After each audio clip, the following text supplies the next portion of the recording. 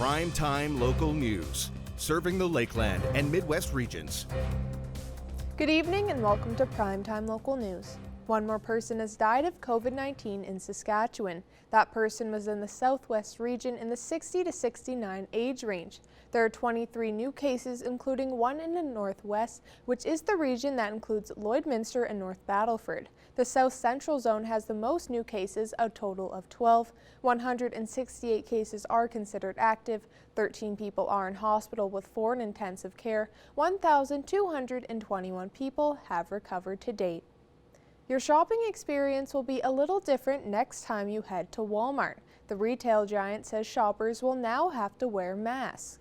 Walmart Canada announced it is making masks or face coverings mandatory in all stores starting Wednesday. In a statement, the company says this will apply in every store regardless of whether the local government has a mask mandate in place. Primetime Local News went on Lloydminster streets to get people's opinion on masks being mandatory in Walmart. I just believe that masks should be mandatory. We need to stop this virus, and everybody should be wearing them. I feel everywhere you go, they should be wearing them. I think it's important, saying that it's very crowded in there and difficult for people to stay apart. And I agree. I think it's important. I think actually it should be mandatory everywhere. So. Well, it should be done. I think it's a lot better if everybody was to wear masks. I think it's good. I think everyone should just wear one and suck it up, and we won't be in the same boat as all these other bad countries that are having a bad time with it. I really believe in a matter of choice, really. I believe that we should have a choice that whether we wear one or not. I know it's mandatory, but it's hard for me to wear one because of this. Not scared of it. Not afraid at all. I don't think so. But that's everybody's opinion, but I don't think so. Me too. What about you? I don't know. Whatever keeps my kids safe, I believe in it. If it's going to keep my kids safe, then I believe in it.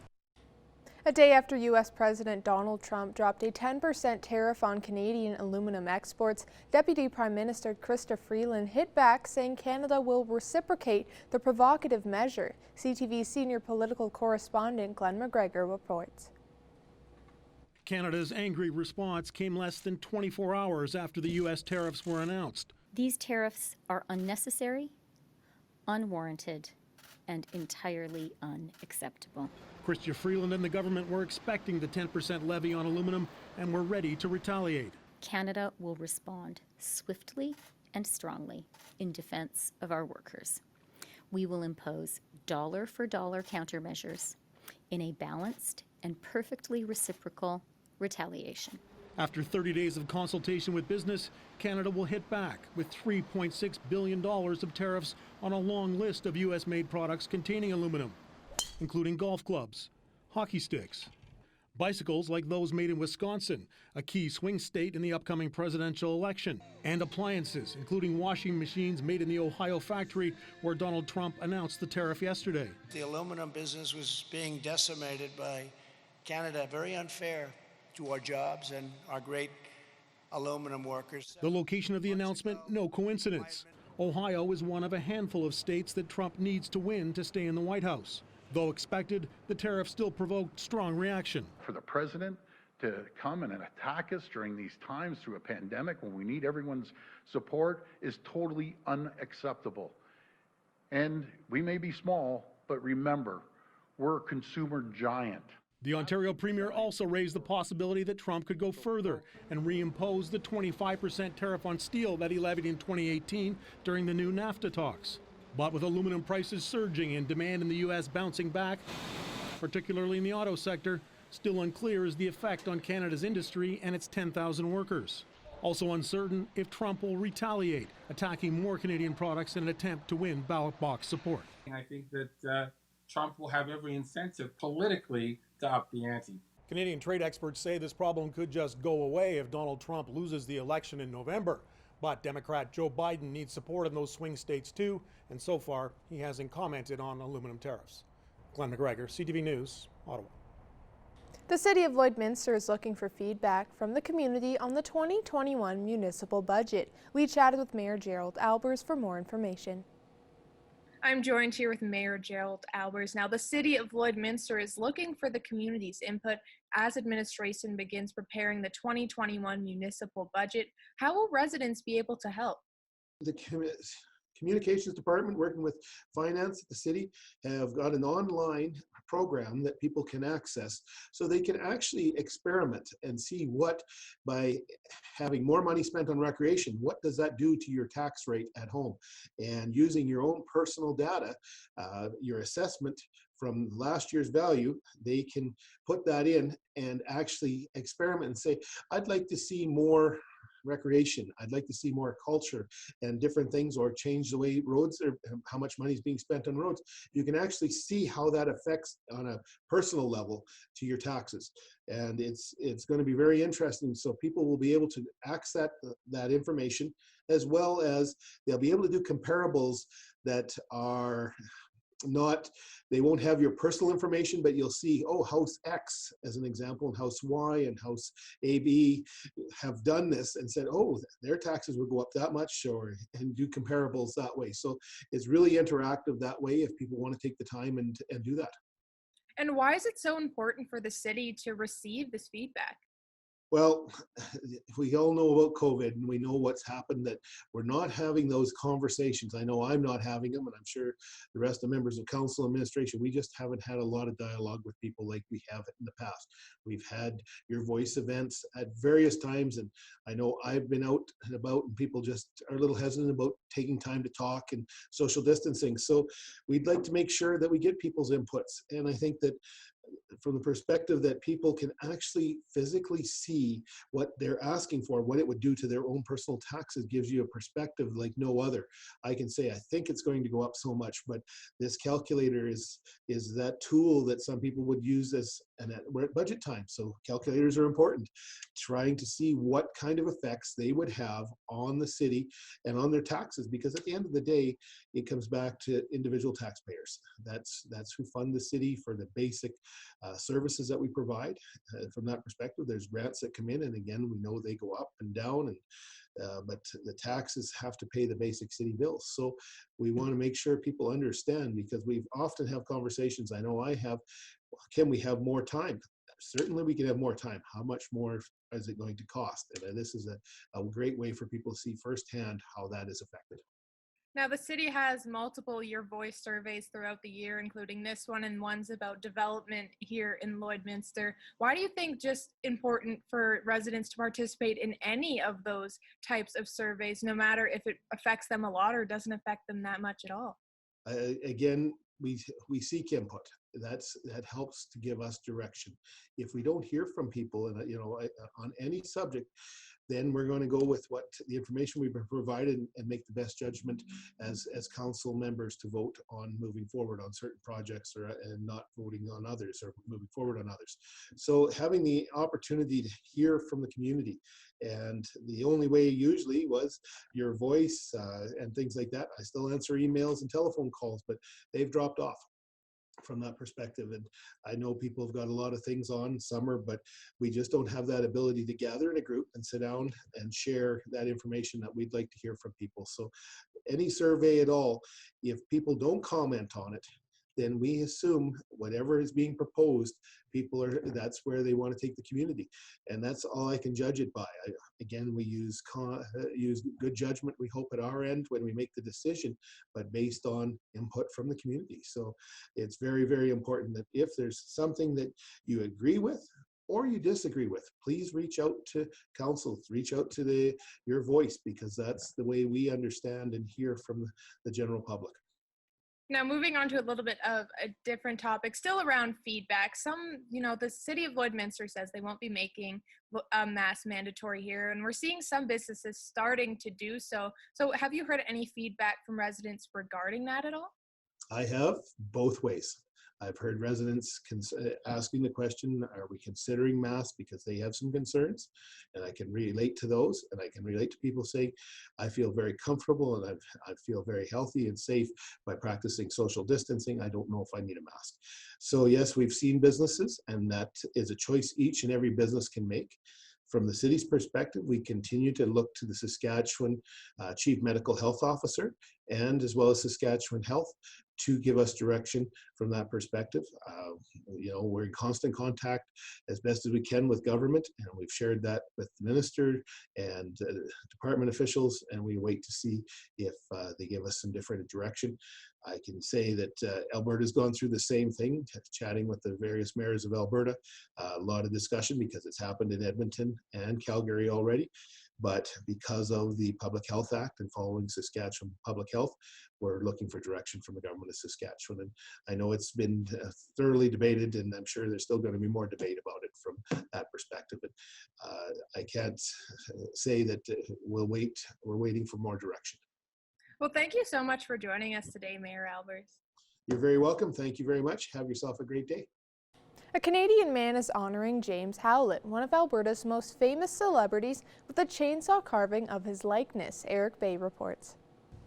Born in the woods just outside Cold Lake, James Howlett, better known by comic fans as the Wolverine, gave Alberta a hometown hero, and artist John Joe Nally wanted to do something to commemorate the Marvel character after previous attempts fell through. He was actually, when I moved back here, I just read that, you're like, oh yeah, they wrote it in, it's Cold Lake, and I was like, wow, that's crazy. And so I just was like, wow, I wonder if anybody's doing something about that. And I started to read up, and a few people are. We'd seen all these kind of processes go. It's like, okay, crowdfunding, people had gone to the councils and stuff, and it was like, well, let's just throw one down. Nally's first step was to envision a pose for his Wolverine, and after hearing the carving would be displayed at the Cold Lake Public Library, he took inspiration from a different medium, painting. Norman Rockwell, he does all of the really old paintings, and that man really captures the kind of spirit of a person, when they're doing their kind of relaxing thing. And I wanted it to be like that at first. I thought, you know what, let's just make this accessible to everybody.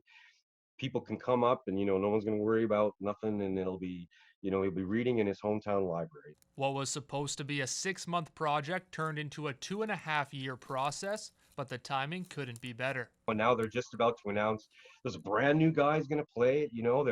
It's in the Disney Marvel Cinematic Universe, not Fox. So this is about to just go one more time. In a province known for its unique attractions, Nally sees a place for the Wolverine to carve out his own place on the map. And Alberta's good for that stuff too. I mean, if you look north to south, you got Drumheller, world's largest dinosaur deposit. Then you got Vulcan, and then they got the Enterprise up on a pedestal, Wolverine up in the north. It just kind of dots that particular eye, Nally hopes his artwork will inspire other Wolverine fans across Canada, and he wants to continue the work with another Wolverine carving in the future. It's just something that everybody can agree on. We all love the guy. He represents something different to everybody. He is and he is the first big Canadian hero. Like, as a Canadian kid growing up, you had all of the American heroes and stuff, and that were great. But then we had this one crazy little furball. The Wolverine is taking a break from crime fighting in his hometown at the North Branch of the Cold Lake Public Library. Eric Bay, PrimeTime Local News. Now our Connor Chan will take a look at your weather forecast.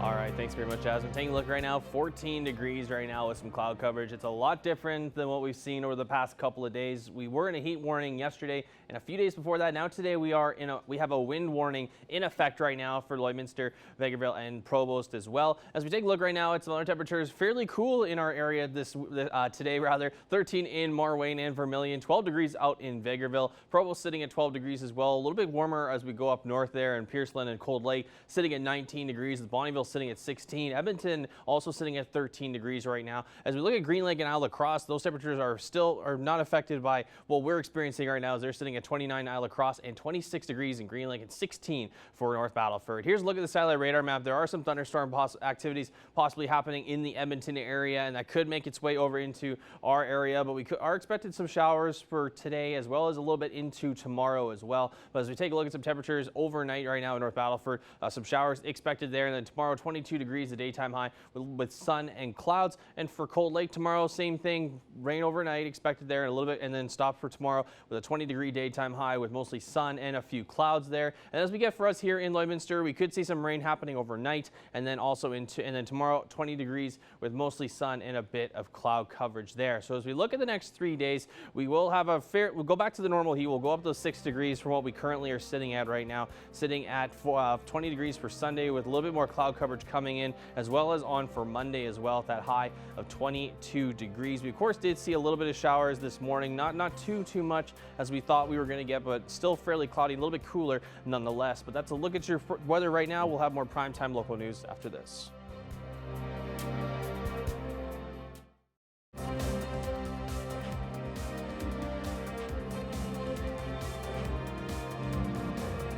Welcome back.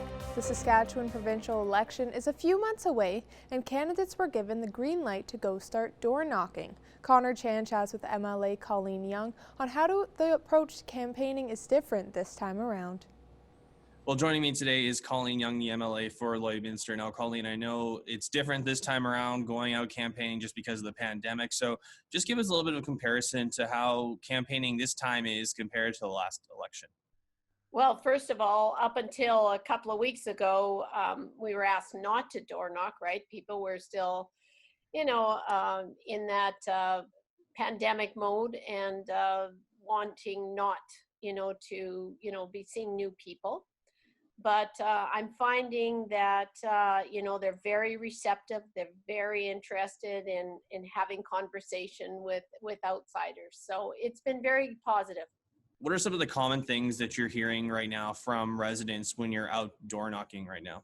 Well, as I said that, I've been asking people, first of all, how they've been doing through the pandemic, if they've been laid off from work or if they have been able to continue working throughout this time.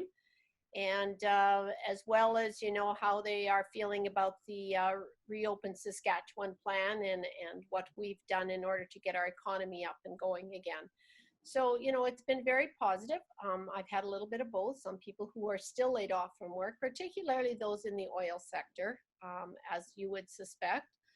But there's other people that have been able to work throughout or pick up a second job and work two at the same time. As far as the going back to school, I mean, I've had both parents that are a little bit cautious and concerned about, what it might look like, but also very many who are anxious to see their kids back with their peers and back with their teachers and learning in the classroom. Now, the Safe School Plan, of course, was released, and one of the big things was masks are not going to be mandatory right now. What are you saying to parents that may have those fears about sending their kids to school, even though masks aren't mandatory right now? Everybody has the choice to wear a mask if they choose to. And it is, recommended that if they feel that wearing a mask will help protect them and others, for that matter, that, that's what we'll probably see. But for the vast majority of people that I've been talking to on the doorstep, I haven't had anybody, let's put it this way, come to the door with a mask on. I have been following the health protocols, carrying hand sanitizer, sanitizing each time from door to door, as well as staying back the distance. But it's interesting that people come out and they want to talk to you and share their ideas and share their thoughts, and some of them get closer and closer and closer, even though I'm staying back. So, I think most people understand that those that, want to wear masks, it's okay. But I don't believe that it should be made mandatory for everybody to wear masks. Now, the way that people could vote, it could look differently just because of the pandemic. So are you confident about the voter turnout? Well, this election, I'm sure, is going to look pretty different than any election that we've ever had in the history of this province. As you know, that we won't be having enumerators going around collecting voter information from door to door. And that is one of the things that I am trying to get as well, is to clean up any data and make sure that, you know, I know who the people are in my constituency and who lives there, and gather that sort of information as well. Asking people if they're willing to share phone numbers or emails, because that's probably the vast majority of the way that they are going to get information about issues that are going to come up during the election, and the different parties' views on those, as well as the parties' plans going forward. And lastly, what does the rest of the summer look like for you as we get closer to the election? I have people already doing phoning. We are encouraged to do the vast majority of our work by phone calls, and I have people already working on that, talking to people and letting them know that I am working on their behalf, I'm advocating on their behalf, and that I am running for re-election again, as well as getting good information and data on who they are. And I am going to continue going door to door. As I said, the reception has been positive, and I did want to feel that out, so went around and did a couple of polls in a couple of parts of the constituency. And, you know, I answer emails and get back to people as quickly as I can, as well as phone calls. So I think people are very appreciative of that. So I'm going to continue doing door to door. I think that's the best way to connect with my constituents. Well, Colleen, I really appreciate your time, and thanks very much for joining me. Now here are your stock market prices for today.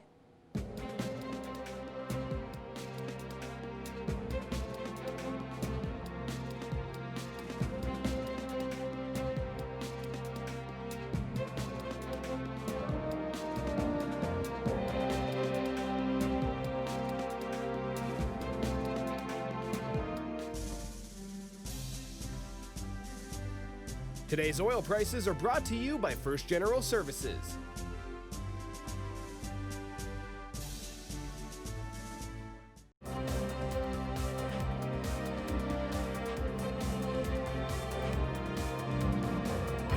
I'm joined today with Charlotte Wasilla from Chatsworth Farms, and they're going to be participating in Open Farm Day. It's happening across Alberta, so we're going to be talking a little bit about what people can expect with that. So thanks for taking some time to talk with me today, Charlotte.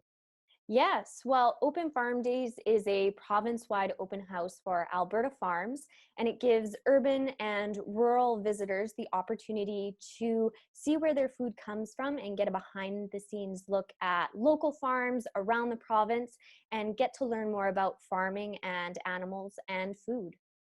And we spoke last time because Chatsworth Farms was doing virtual tours through Facebook Live, and now you're going to be able to open it up so people can actually come in person. So can you just talk a little bit about what people can expect from your farm in particular?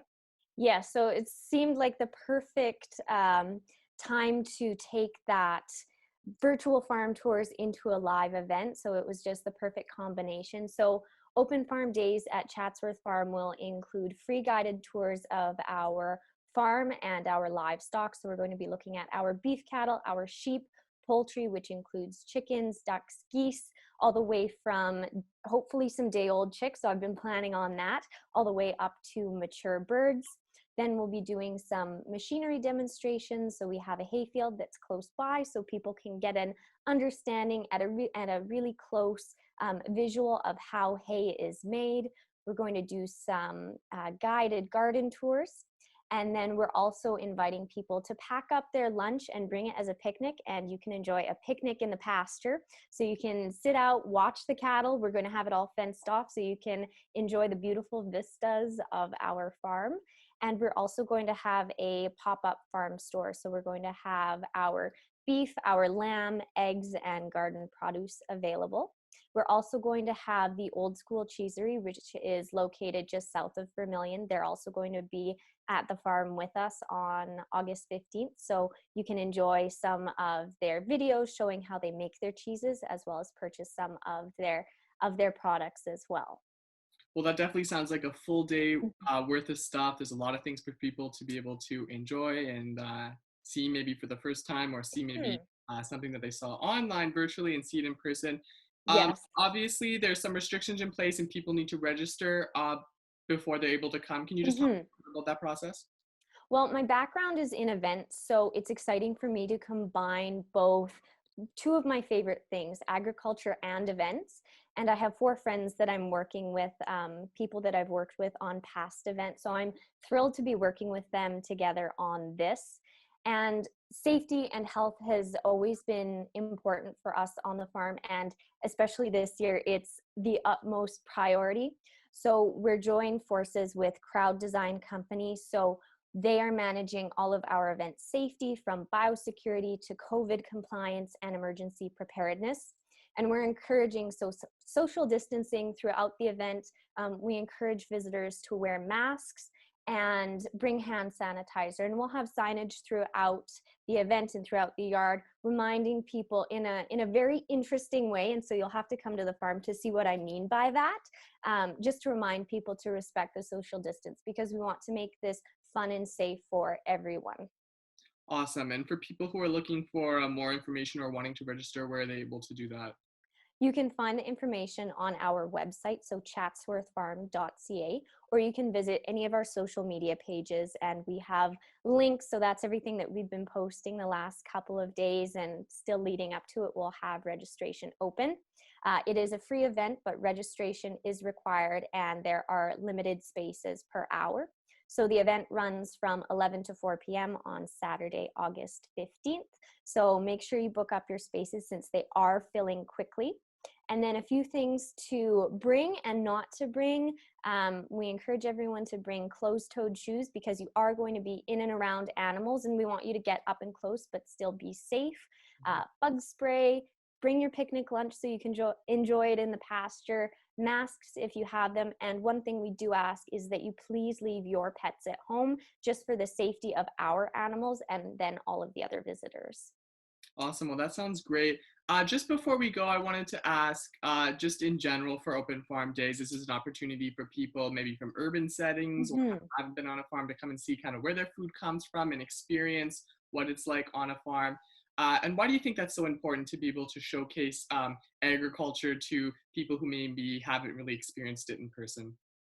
I think there's something so special about seeing a hen that has just laid an egg, and then realizing that you can go and take those eggs home and then cook them up and make them into some amazing breakfast or something. So giving everyone that full sense of how food is either grown or produced, understanding the steps that it takes, and that as farmers, we really care for and love our animals. They're an extension of ourselves and of our family. So we care for them just as we care for anyone else within our farm or our family.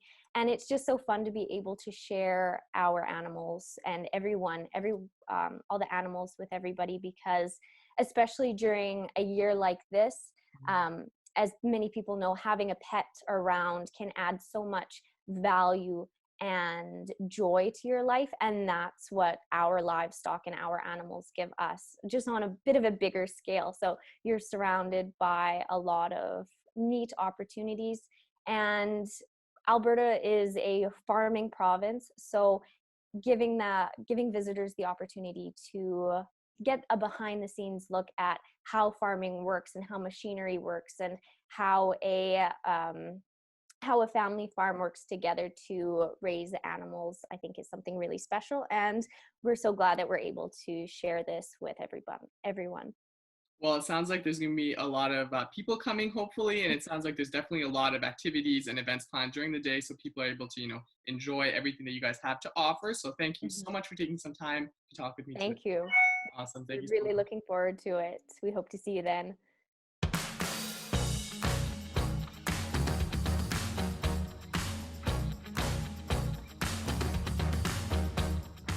You've probably been spending more time at home these days, and maybe you've been thinking, I would love to spruce up these kitchen cupboards, or I really need to organize that closet, or maybe now the entire family has a new bike and you need some space in your garage to store them.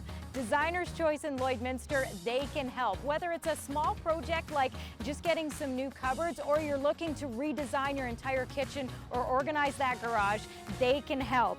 DesignersChoiceLloyd.com, or give them a call for more information, 780-875-0259.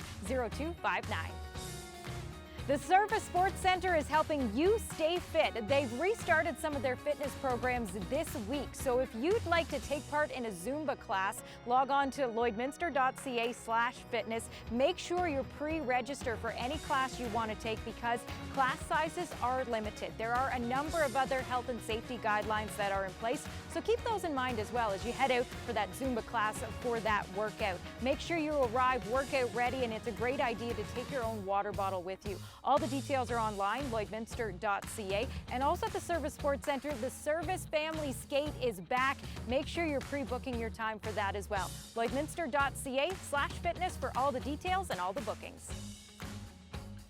And you've got an opportunity to spend a day out on the golf course and help out a great cause when you get your ticket and take part in the Summer Scramble for Mental Health and Addictions. Get your ticket through Residents in Recovery or the Lloydminster Region Health Foundation. Then you get to head out on the golf course here at the Lloydminster Golf and Curling Center. Enjoy some beautiful sunshine, have a really fun round of golf, and have an opportunity to win some great prizes, and most importantly, support a great cause. Get in touch with the Lloydminster Region Health Foundation for all the details. Well, whatever you choose to do this weekend, we hope you stay safe and stay healthy.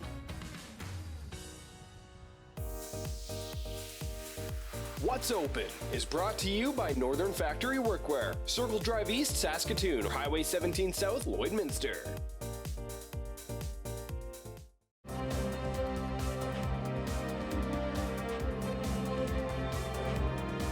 Well, joining me once again is Abby St. John for the weekly entertainment panel. Now, Abby, of course, we've talked about this a lot on the panel, and that is Mulan. And it seems like a broken record because we talk about if it's going to get released, and Disney finally has an answer. It comes at a price, though, literally, and also it's caused a lot of outrage between theater owners and as well as fans. So just talk about the decision made there by Disney. Yes, well, Disney has pushed back the release date for Mulan several times, obviously due to COVID, as many films have done. Now, Disney has decided to ditch theaters altogether, as theaters down in the US haven't reopened due to cases. So they are going to put it straight to Disney Plus. However, on top of the subscription that you already pay for, you have to pay an additional $29.99 US dollars. Now, it will be a little bit more here in Canada with the dollar exchange, but that's still a lot of money to spend through a service that you already pay for monthly or yearly, depending on which package that you went with. So, I mean, I get the outrage from people, because fans are very upset over this because they're already paying for a subscription to their service. So adding another $30 on top of that for a movie, I think is a little steep. Yeah, it's just a matter of time before we maybe see other big movies follow suit with Disney, maybe even Black Widow, but there hasn't been confirmation about that. Sticking with Disney there, Abby, one of the live actions continue to be a big talk in development. We know Hercules is in development, even possibly Bambi down the road, but one of the big news out of this week was that Tom Hanks was back in talks for Pinocchio. I know he was in talks a while back when Paul King originally was attached to direct, but now that there's a new director at the helm, things could possibly work out with Tom Hanks? Yes, he is in talks currently to play Geppetto in the live-action Pinocchio. Robert Zemeckis, who is now the director of it, he's worked with Hanks on multiple projects, including Forrest Gump, Castaway, and The Polar Express, all three incredible films. So I think this duo is a good mix, especially for a Disney movie and for something as classic as Pinocchio. It'll be interesting to see what they do with the tale and compared to all the other Disney live actions. It'll be interesting to see what they do, but I think Tom Hanks is a great choice for it. He's a well-rounded actor, and we know that he can play that charismatic character, as he has shown us in a lot of what he has done. So I think he will fit the character as Geppetto, and with the white hair and the beard too as well, it'll just add the characteristics of the character as well. Absolutely, everyone kind of, especially when he played the part of Sully, he definitely did look like Geppetto there. Now, of course, Abby, we'll take a little break from Disney here, but one of the news in the horror world, I know, of course, I'm not a huge horror fan myself, but the very popular pop culture movie Scream is finally getting that 5th movie. It's been in the talks for a while. There have been talks of whether or not it was going to happen after Scream 4. A lot of the old cast members were saying, hey, I'll come back and do a 5th movie if need be. It's had such a big culture movement in the horror genre, but just talk about the excitement from fans as well as from the actors that are possibly coming back. Yes, I'm very excited when I heard that this was in the works. Wes Craven brought to life this amazing 4-film franchise. And of course, he unfortunately passed away in 2015, but it's now being reborn. And there's talks about it being its standalone the first another one of the Scream, or it's going to be a continuation with Scream 5. There hasn't really been a confirmation on that yet. However, exciting news, confirmation was made by Courtney Cox and David Arquette, who are coming back to reprise their roles as Gale Weathers and Sheriff Dewey, respectively. So that's very exciting. And something else that's also exciting, Neve Campbell, who played Sidney Prescott, the main character of the Scream franchise, she's currently in negotiations. She expressed some concern about COVID, but she is in negotiations with the directors. And so it'll be very exciting if she does confirm that she is coming back as her character, Sidney Prescott. So exciting news. It's one of my favorite slasher movies, as well as a lot of people's. And it's a great franchise, and I'm excited to see what happens with Scream 5. And lastly here, Abby, of course, some Marvel news to talk about. It wouldn't be a huge entertainment panel talking about some Marvel stuff. Of course, one of the big talks was Captain Marvel, and of course, there is the sequel that now is officially announced and talked about. And one of the surprising moves is that the original directors, Anna Bowen and Ryan Fleck, are not coming back, but there is someone new that's coming in to do the movie. So just give us some details on who that is. Yes, the new director for Captain Marvel 2 is Nia DaCosta, who directed and wrote Candyman, the new horror movie that came out not too long ago. She's now going to be in the director's chair for Captain Marvel 2, which is very exciting news. Now, the director, Ryan Fleck, did tweet out saying, "Congratulations at Nia DaCosta. Can't wait to see where you take this. Anna and I are thrilled for you and wishing you the very best." So it's very exciting that they're also throwing in their support to this young American filmmaker and writer. I'm very excited to see where she takes Captain Marvel, as it is a women-driven movie, as the main character, Captain Marvel, is a woman. So it'll be very exciting to see where this movie goes. As Captain Marvel, the first one was very well written, very well directed. So hopefully Captain Marvel 2 will follow suit, which I think it will. Absolutely. Well, Abby St. John, thank you very much for joining us once again. Thanks, Connor. All right, taking one last look here to entertainment at the weather forecast. 20 degrees for tomorrow and on Sunday there. I'm getting a little sidetracked there, but 22 degrees on Monday and 22 on Tuesday with some possible thunder showers as well. 21 on Wednesday and then 19 degrees on Thursday with a sun and cloud mix. And a lot more cloud coverage on Friday with that high of 20 degrees. So we'll have fairly consistent numbers, but not as much sun expected for the next 7 days. Primetime Local News. Have a great night.